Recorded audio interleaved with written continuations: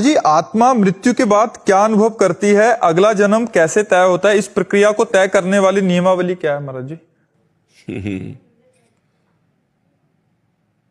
वैसे जो आत्मा है इन सब बातों से एकदम अलग है,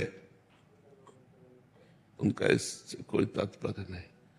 कभी जन्म मरण न आत्मा का होता है, न होगा, न है।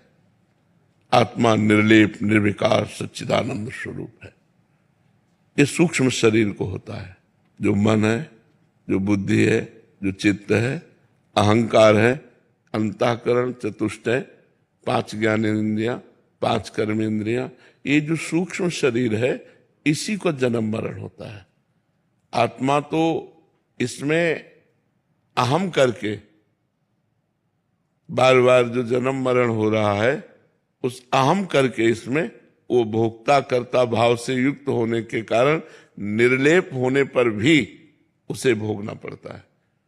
निर्लेप होने पर, निर्विकार होने पर भी उसे भोगना पड़ता है, अंतःकरण पर ममत्व होने के कारण, अहम होने के कारण। पर जन्म मरण जो होता है उस समय, जन्म मरण का मतलब यही समझो जैसे सो गए, गाढ़ निद्रा, यह है मृत्यु, और जगे यह है जन्म। ऐसे जन्म मृत्यु होती रहती। गाढ़ मूर्छा मृत्यु, फिर अगले योनि में पहुंचा, फिर चेतना जागृत हुई, फिर उसमें खेलने कूदने लगा, फिर वैसे सब, फिर गाढ़ मूर्छा, ऐसे बहुत जन्म हो गए। अब हम अपने को सुधार लें। मनुष्य जन्म मिला है जन्म मरण के चक्र को रोककर परमात्मा की प्राप्ति के लिए।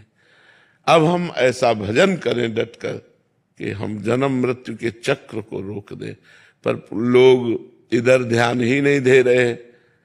इसी जगत की चीजें चाहता है, वो भगवान को नहीं चाहता है, क्योंकि बुद्धि हमारी मलिन हो चुकी है। इसीलिए हम सबसे कहते हैं नाम जप करो। नाम जप करने से जब बुद्धि पवित्र होगी तो सही निर्णय निकलेगा। अभी तो बड़ा धूल पड़ी हुई है बुद्धि पर माया की। जब हम नाम जप करेंगे तब निर्मल बुद्धि सही निर्णय कर पाती है। अभी तो बहुत मलिन बुद्धि है, इसलिए खूब नाम जप करें। ये बात समझ लो, आत्मा का कभी जन्म नहीं होता तो मृत्यु कैसे हो सकती है?